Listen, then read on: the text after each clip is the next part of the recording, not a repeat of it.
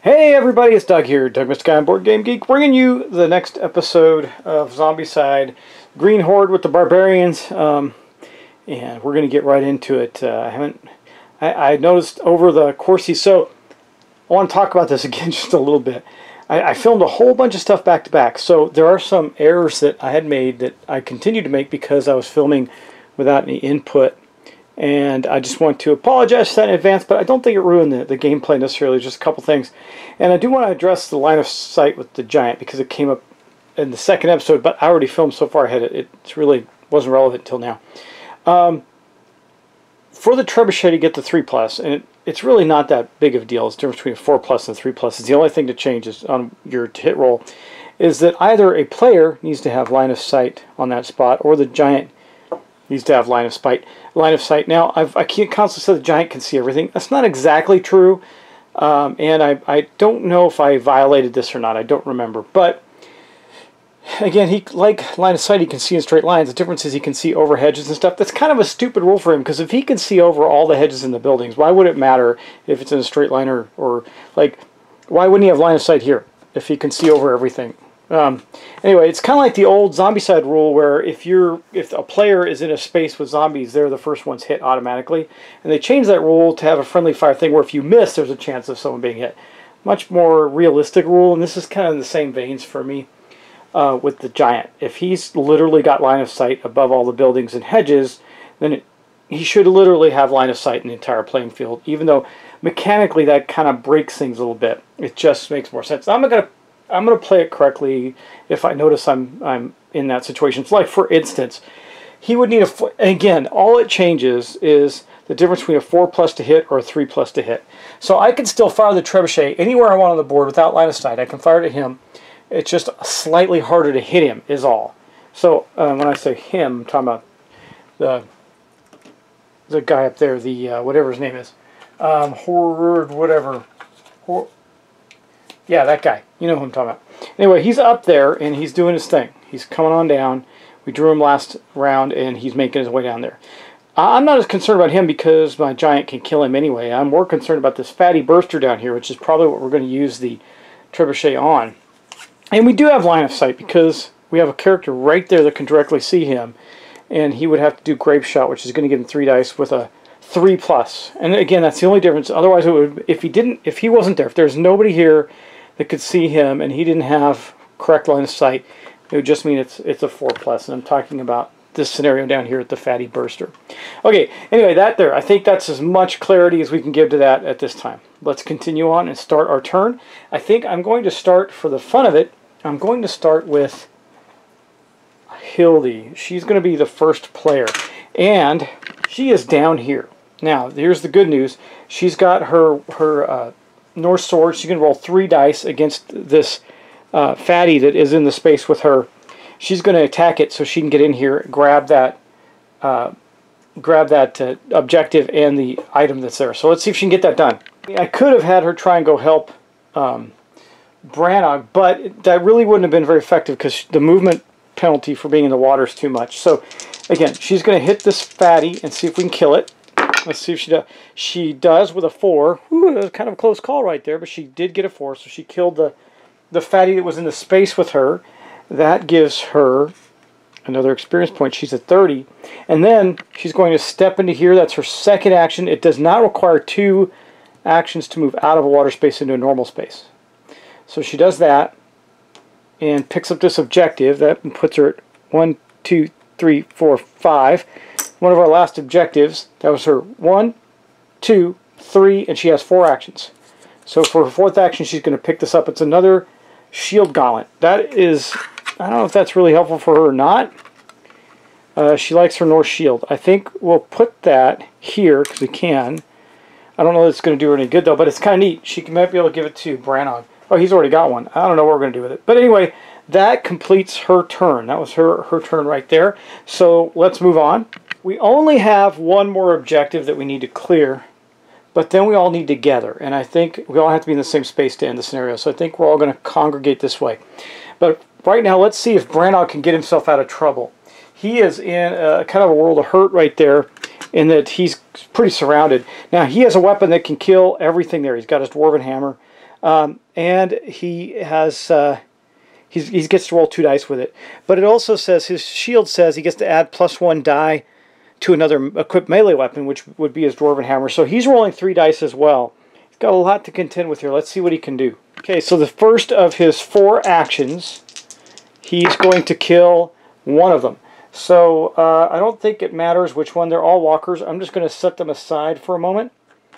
That was his first action. His second action is going to kill 2 of them. That's good. So he's got 3 of them down right now. There's 3 left to go. His third action, let's see if he can get all these guys. Bam, got all 3 right there. So he managed to take out all 6 of these walkers right there. And he did that in 3 actions. So he's still got 1 action left.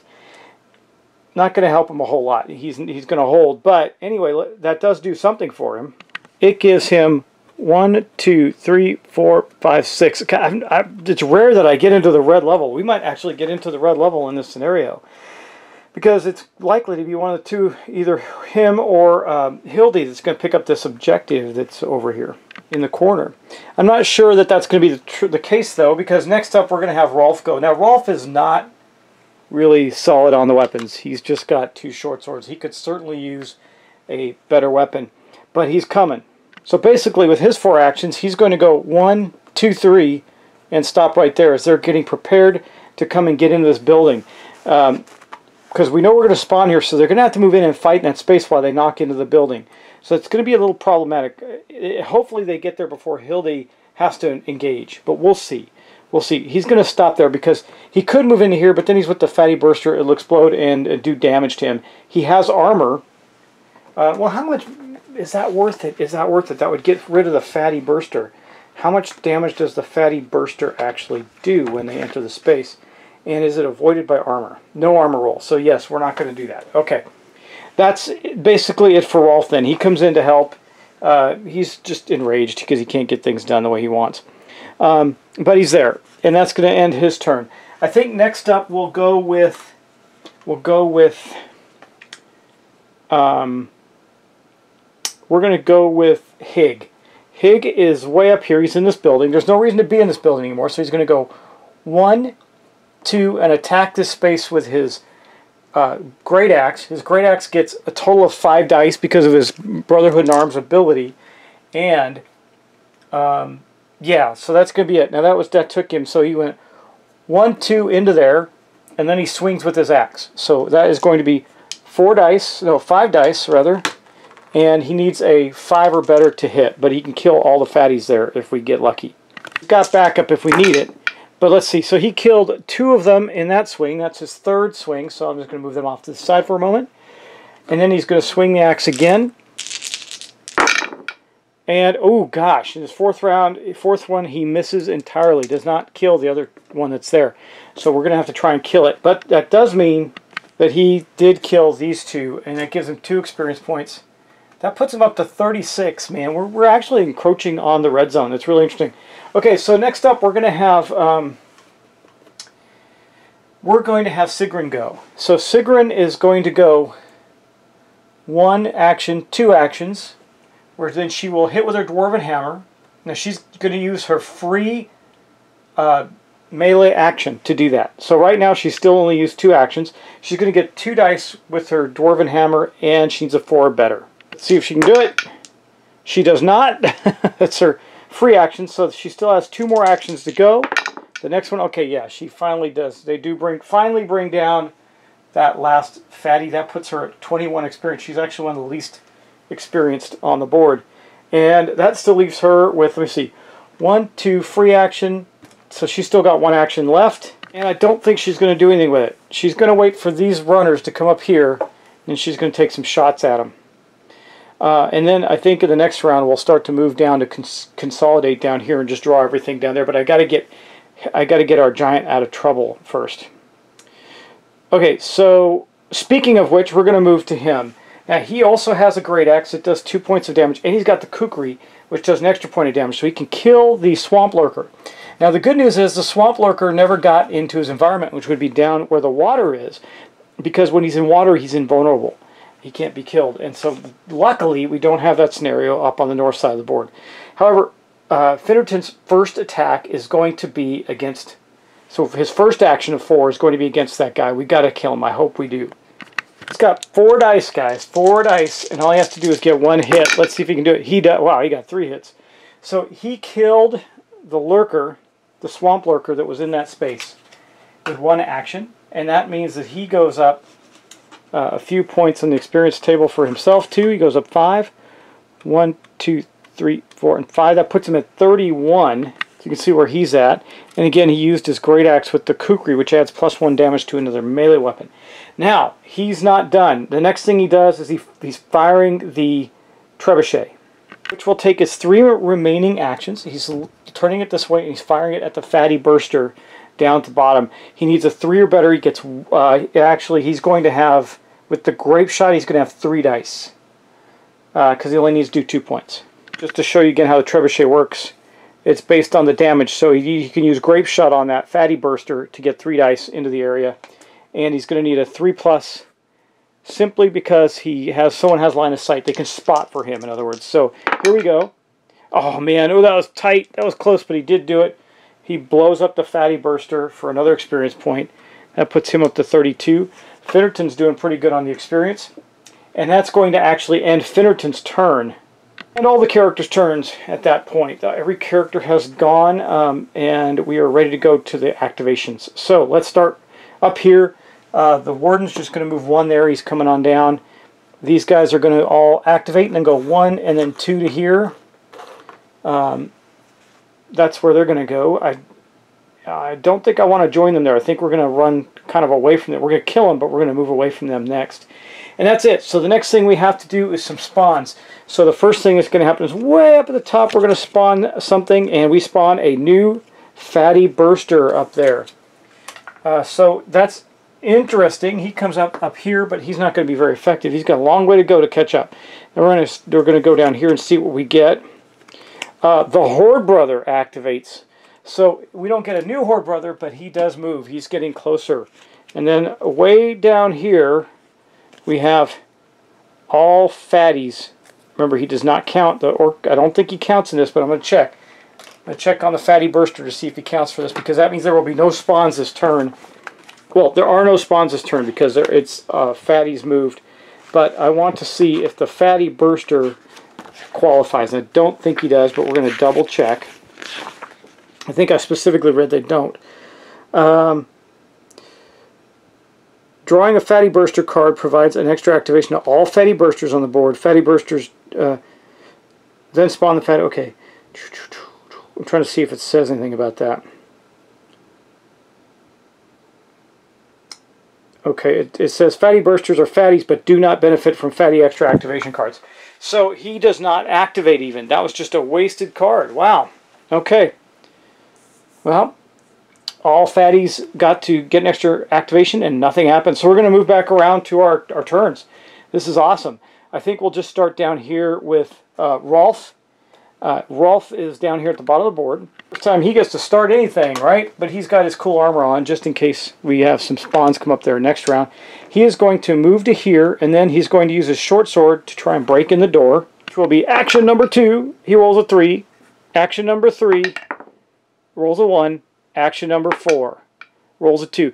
He can't open a door to save his life, but we did put 3 new noise tokens there. I had a feeling that's what was going to happen. That's why I went with Rolf. He's screaming at the door. You cannot open it. Just cannot open it. Okay, might as well go with Brannog then. So Brannog's going to move up to the door.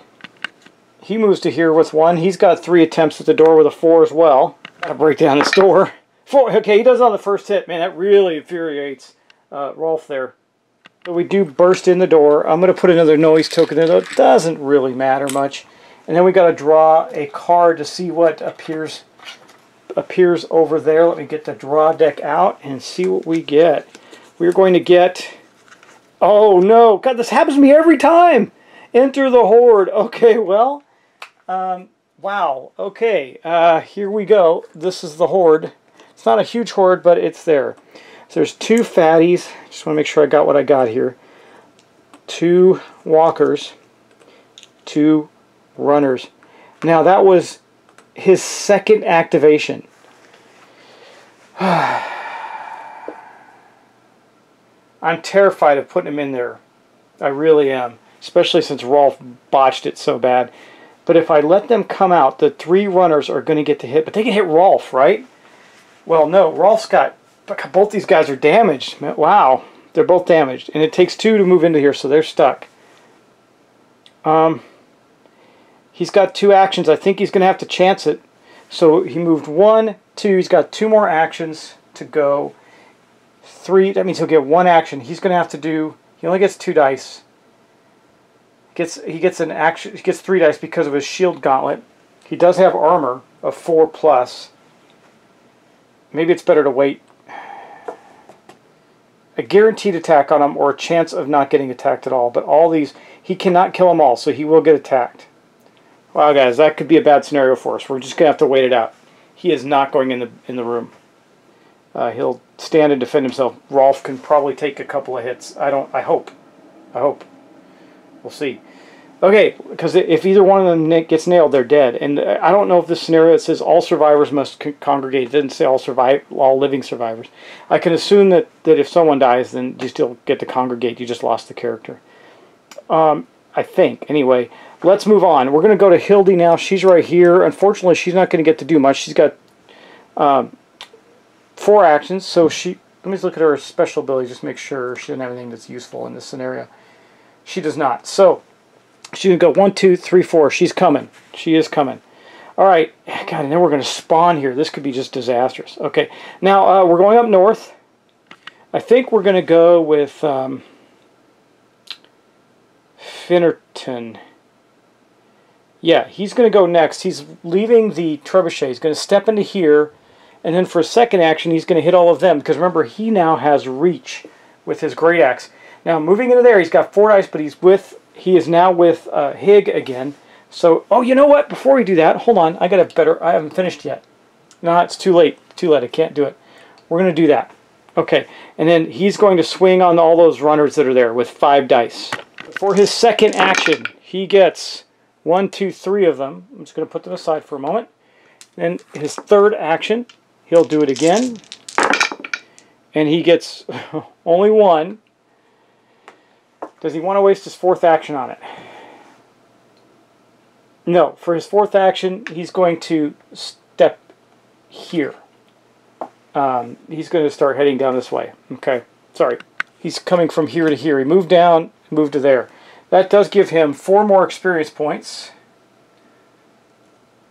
1, 2, 3, 4. It puts him at 36. These guys are gone. And there's 1 more runner there. I think we'll go with...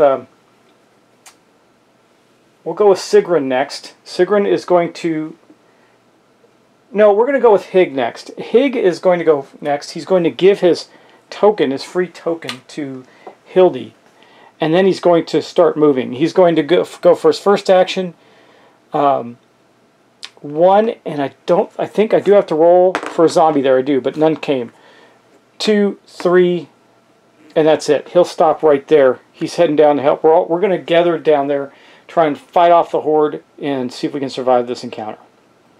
Okay, that's his turn. Now we're going to go to Sigrun. She is going to shoot her bow at that 1 runner. She only gets 1 die, and so her first action fails. Second action kills it. Okay, so she got it with two bow shots.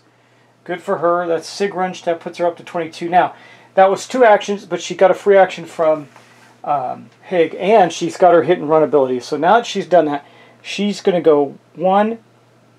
That's her free move action from her hit and run. 2, 3. Now she has 2 more actions left, so she's going to move there using Hig's token that he gave her, and is her last movement action. So she is in this space. If things come out, at least she can shoot them. Or actually, she'll be able to move in there because she has charge as well. I got to think about how charge is affected by the water spaces. I'm not sure. Anyway, we're getting there, guys. We're getting there. And that is going to wrap up all the players' turns again. So, first we're going to activate. This is going to be really telling. Okay, we're going to do the runners first. The 2 runners move into this space. Okay, and I think we're going to do the hit for the first one on We're going to do them both on Rolf because they'll kill themselves. We'll just hope that Rolf doesn't get hurt. Okay, so a little luck here. A little luck here. Let's see what we get. A 6. So the first one bursts on him and dies because he's got his spiked armor. That gives him a 4+ on the armor again, and then all zombies attacking the survivor at range 0 suffer 1 damage. So it's just dead. And that gives him another experience point, putting him up to 25. And then we'll go again with that. Let's just see.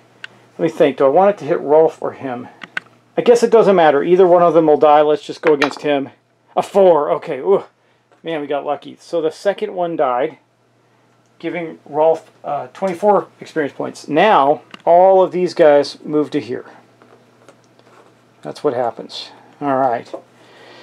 Wow, we might. I think we're going to win the scenario. I think again, when I did cheat, I cheated against myself, so it's not so bad. All right, we're going to continue on with that. That's the end of the activations. Now we have to do the spawns. Take it back. Not the end of the activations. He's going to move here. Fatty Burster will move there. Okay, now we got to do the spawns. All right, so way up there in the top corner, what do we get? We get 4 Orc Walkers. Not a problem. And then, of course, 1 in the Horde. So there's 1, 2, 3, and 4 up here. They're probably not likely to ever reach our players, and then the one that goes into the Horde goes there. And then down over here on this one, we're going to get 3 Orc Walkers and 1 in the Horde. Where were these cards earlier? 1, 2. Oops, I accidentally put a runner in there. 1, 2. Walker. 3 and 1 in the Horde. Okay. And then the big telling one is going to be down here, guys. What do we get? We get... Oh, no. Are you kidding me? Orc Necromancer. So, I'm going to put a runner, a walker, and a fatty into the Horde. That happens automatically when a Necromancer comes out. We pull out a Necromantic spawn point. We put it here. And then we're going to spawn 1 more time. What do we get? 5 Orc Walkers, guys, and then 1 in the Horde. So I'm just going to pile them in this building. I know they're all in the same space. 1, 2, 3, 4, 5, and then 1 goes into the Horde. And that's it. That's the entire round. That's the entire round for the beasties. So I guess we'll go back to our characters now and do some slaughtering, right? So I know that one of the first things we're going to want to do is take out... Did I put the Necromancer in there? I think I forgot him. I got to get the Necromancer himself in there. Here he is. He's going to go right there on top of that spawn point. I think we're going to let Rolf go first because he doesn't get to kill things. And let him take his swipes with his 2 short swords because that's all he's got. That will give him 2 dice and he needs a 4+. If it wasn't for his spiked armor, he wouldn't have killed very much at all. But let's see what he can do. So for his first attack, he got 1, which will kill the Necromancer. So the Necromancer is dead. Remember, in melee, you don't have to worry about targeting priority, so that destroys that spot right there. I can take away all the noise tokens, all the actions coming down there anyway. And then he will roll again after killing the Necromancer to see if he can kill a Walker.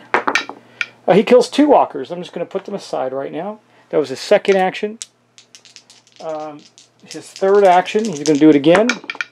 He killed another Walker. That's 3 Walkers. And then for his fourth action, he's going to do it again. 2 of them. So he got rid of all but 2 of the Walkers. Here's what it looks like. He killed all of these guys right here. Good job, Rolf. Puts him up 1, 2, 3, 4, 5. Not that it matters much. So he's not going to level up any further, I don't think. And it was the end of his turn. He went kind of crazy with the 2 short swords there. And I'm just looking to see, would any of his abilities... Oh, he gets a free melee action. He's got 1 more attack. He could kill both those other 2. Do that and see. Oh, he got him. He got both of them. So there are no more Walkers there. The Walkers have been killed. And that puts Rolf up to 31 experience points. And that ends his turn. He's happy. He got to do some serious killing. There's only 2 fatties left. Doors wide open. All right, let's go on to then... we'll go to Rolf. Or not Rolf. Brannon. Or Brannog, rather. Brannog the Dwarf is going to go next. He has his Dwarven Hammer. He gets 3 dice because of the Shield Gauntlet. And he's going to try and kill both the fatties there. If he can get in here and get that, and then we can all get together, we will win. So let's make that happen, right? Okay. Let's roll his dice. Okay, 3 dice. He got one of the fatties on his first action. It is gone. That gives Finnerton 38 experience points. On his next one, he hits another fatty. No. So it's second action. Third action. Yes, he kills it on his third action. That puts him up to 39. And then, does he get any free melee? No, he doesn't. Okay. For his fourth action, he will actually move into here. To start, he's not going to pick up the objective because that'll put him into the red. And while I wouldn't mind him getting a red ability, I also don't want to draw red cards for the spawns. I'd much rather stick with orange at this point. Alright, that was it for them. So next up, I think we're going to have Sigrun go. She will move to here, to. She will pick up the objective token with her third action. There, third action, she picks that up. That gives her 1, 2, 3, 4, 5. That puts her at 27 experience points, which is good. Then for her fourth action, she'll pick up the Dragon Bile. And that'll end her turn. So we've got all the stuff we need. We just need to gather now. That's all we need to do is gather in the same spot. So next up we'll go with Hig. He's going to go 1, 2, 3, and 4. He'll wait there. He's going to give his free token to Hild because she's in the water and we need her to move. So she's going to go 1, 2, 3, 4. That's her full actions. Then moving the using the token from Hig, she'll move 5 into there. We're almost there, guys. Almost there. And then Finnerton, big old Finnerton, he's going to go 1. No line of sight there. I'll just... Oh, wow. Okay. A walker appears in his space. So he will then take an action with his Great Axe. It's 4 dice. Action number 2. He succeeds and kills that walker that appeared out of the hedge. That puts him at 37 experience points. And then action number 3. That's as close as he can get, guys. So that's the end of that. Now we're going to go to activations. We're going to activate a bunch of guys. Not really useful. They're all running now at this point. All 3 of these guys will go here. He will move here. Fatty Burster there. These walkers will technically move here and here. Can you see that? Yes, you can. They split and move into those 2 locations. Then we're going to do our spawns. I'm going to keep playing this out because we're just about done, I think. So up in the top corner, what do we get? We get another Fatty Burster appears there. I will get a Fatty Burster miniature out. There is actually more than one. And he will appear there. There's the other one. That appears up there. The Fatty Bursters are coming from the top, but it doesn't really matter much anymore, does it? Then we will get, let's see, the Swamp Lurker comes out again. Where's he come out? Where is he? Here he is. Is that the Swamp Lurker? No. Yeah, that's him. I think, no, this is him right here. Yeah. Swamp Lurker comes out right there. Could be dangerous to us if this was earlier in the game. Then down here, the one that really matters is going to be 2 Orc Fatties, and that's it. And then one in the Horde. Wow, we got lucky there. So 2 Orc Fatties appear here. We put an Orc Fatty up in the Horde. And that is it, guys. That was the entire spawn. So there's a lot of badness coming our way, but I think we're going to be all right. Back to our characters' turns. I think we're just going to go with Hild first. Now, since she's got Hig with her, she is going to be rolling. Let's see. She's going to roll. Let's do her math real fast. She's got 3 dice plus 1 for Hig, so 4 dice total. She needs a 4 plus, and she does 2 points of damage. So she killed them both in 1 shot. Boom, that's it. I think she'll just stay there. That's going to be the end of her turn. Then we'll move Finnerton. He's going to go 1, 2, 3 to there. Then we'll take her turn. She moves to there. Then we'll take his turn. He moves to there, and that's the end of the game according to the scenario. Let me just double check it. I think as long as all the we've got what we came for. So all survivors have the Dragon Bile. Pack and leave. The quest succeeds as soon as all survivors are in the same zone without any zombies in it. There we go. Boom, we succeeded. Man, it was pretty crazy though, and yeah, I made some crazy stuff go on there, but we did it. We managed to get all the way across the board. I used almost all the miniatures I have in the game. Almost all of them. There's still a couple rows of walkers. a couple rows of like a couple fatties in that, but I use most of the monster miniatures in the game. That's pretty crazy. Anyway, guys, that is going to be the end of the second series of the Barbarians. We're going to end it there. I am not going to continue with another Green Horde one. I'm kind of burned out on this after that long session, many episodes later, but I will get on to something else very quickly, and probably in the next day or so put something else up. But I'm filming a lot because I'm about to start something new personally in my personal life that's going to take considerable amount of time, so that's why I started filming ahead, so I had things to post. Anyway, guys, thanks so much. I appreciate you watching this series. I appreciate your patience with me and riding along on these crazy rides with me. I hope you enjoyed it. I hope you stuck with it. And please subscribe and like and share and all that good stuff. I really appreciate those things as well. And if you're so inclined, go become a patron of mine and support the channel. Thanks. I will talk to you in the next series. Take care.